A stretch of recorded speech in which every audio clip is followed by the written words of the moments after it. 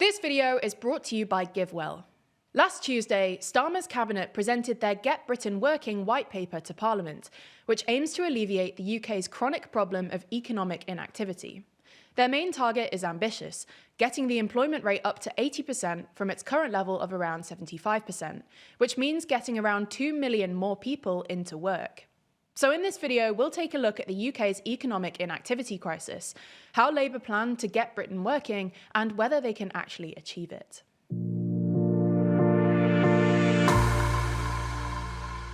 Before we start, if you haven't already, please consider subscribing and ringing the bell to stay in the loop when we release new videos. First though, we should start by discussing the UK's employment statistics and by defining economic inactivity. Crucially, this doesn't mean unemployment. To explain what we mean here, let's take a look at the three distinct terms used by the UK government. Employed people carry out any paid work, including people temporarily away from a job, doing unpaid work for their or a family member's business, or people on work training programs. Unemployed people are not in work but are available to work and have actively sought work within the past 4 weeks. They must also be available to start work within the next 2 weeks. Economically inactive people don't fall into either category, so they're not in paid work, nor are they actively looking for it. There are many reasons this might be the case. They might be a student, retired, sick, disabled, caring for someone, or any other reason.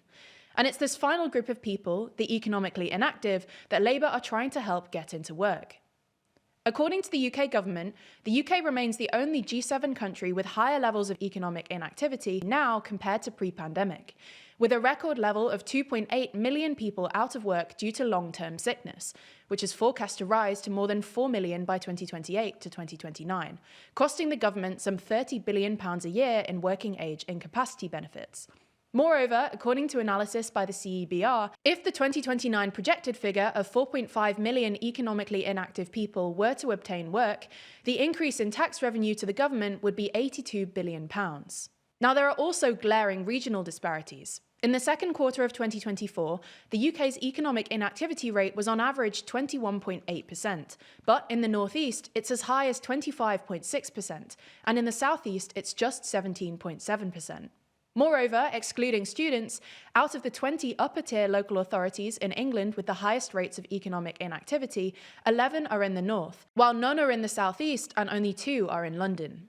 So Labour believe that tackling this requires a joint effort. The white paper is co-signed by 4 UK cabinet ministers, Chancellor Rachel Reeves, Work and Pensions Secretary Liz Kendall, Education Minister Bridget Phillipson, and Health and Social Care Minister Wes Streeting, who say that nothing less than radical reform is required. Alongside a £240 million investment to tackle, quote, the root causes behind why people are not working, they list several big agenda items: fixing the NHS, transforming the welfare system, mobilising mayors and councils to better link up local services, building a youth guarantee, and supporting employers to retain staff. So now you've got some background, let's dive into Labour's strategy to get Britain working. The white paper first identifies 6 key issues contributing to high economic activity, which we'll show you on screen now with a summary of how Labour plan to fix them. One of Labour's headline policies is their youth guarantee. This aims to get all 18 to 21-year-olds learning or earning through, quote, a series of place-based trailblazers, led by mayoral authorities partnering with training providers, job centres and employers.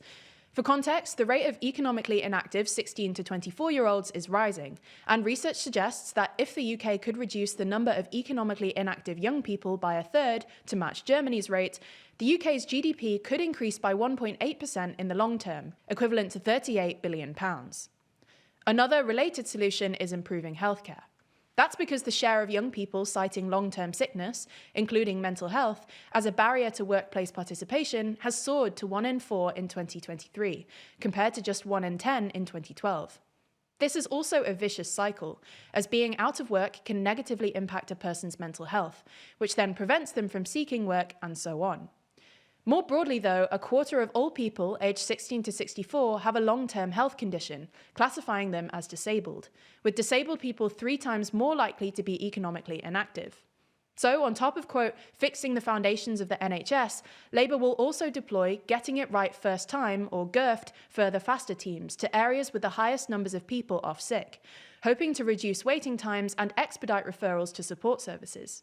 Labour's expansion of NHS talking therapies and their wider shifting of a system geared towards treatment to more of a preventative model are also aimed at tackling poor mental health. Next up, Labour want to support employers to improve workplaces and better retain staff with health issues. Having workers with ill health is expensive. There are costs related to sickness absence, loss of experience when staff drop out of work, and recruitment costs to replace them. In 2022 to 23, an estimated 35.2 million working days were lost due to work-related illness and injuries, with musculoskeletal problems, like neck and back issues, making up a quarter of all cases, and work-related stress, depression, or anxiety making up around half. So, Labour are launching an independent review, taking place until summer 2025, into the role employers have in maintaining healthy workplaces, to identify how to retain staff and prevent people becoming unwell at work. Our last key point is Labour's new careers service. While the UK currently provides support through Job Centre Plus and the National Careers Service, these services are uncoordinated and underutilised, with only 14% of surveyed employers in 2022 having used Job Centre Plus to recruit staff. Labour therefore plan to merge these services to create a new single and universal service that they say will operate differently in different areas to reflect local systems and needs, including reflecting devolution settlements in Scotland and Wales. To make this happen, they're investing £55 million in 2025 to 26 to fund its trials and digital development. So, can Labour actually manage to get Britain working? Well, their plan is definitely ambitious, with lots of overlapping policy areas and complex moving parts. It will require a lot of seamless cooperation between Whitehall, mayors, local authorities, providers, employers, and more. And despite Labour's repeated concern that the current delivery systems are too disjointed, there's a lot of ways that their own joint strategy could become knotted too. There's also no guarantee that, even if Labour managed to fix some of the underlying issues, the people who are economically inactive will choose to make use of the support. We'll just have to come back in a few years' time and see how much progress the UK has actually made. Now, when you make a big purchase, say a car or a new mattress, how do you make sure that you're making the right choice? You could rely on all of the marketing copy in the product's ads, but many people find they need an independent resource that's rigorous and trustworthy. Today's sponsor, GiveWell, provides that independent resource for a different kind of purchase, a donation. For 17 years, GiveWell has been researching charitable organisations and only directs funding to a few of the highest impact opportunities they've found. That's things like bed nets to prevent malaria. It costs about $5 to provide one net. Nets can reduce the number of malaria infections. Enough nets and a large enough drop in infections can save a life in expectation. Together, over 125,000 donors have used GiveWell to donate more than $2 billion. Rigorous evidence suggests that these donations will save over 200,000 lives and improve the lives of millions more. GiveWell wants as many donors as possible to make informed decisions about high-impact giving. You can find all of their research and recommendations on their site for free. You can make tax-deductible donations to their recommended funds or charities, and GiveWell doesn't take a cut. I particularly like GiveWell as it ensures that your money is doing a lot to help those the most in need. Here at TLDR, we're big believers in doing research to find out what's really going on, and that's exactly the approach that GiveWell takes to charities. If you've never donated to GiveWell's recommended charities before, you can have your donation matched up to $100 before the end of the year, or as long as matching funds last. To claim your match, go to givewell.org and pick YouTube, then enter TLDR News at checkout. Make sure they know that you heard about GiveWell from TLDR News to get your donation matched. Again, that's givewell.org to donate or to find out more.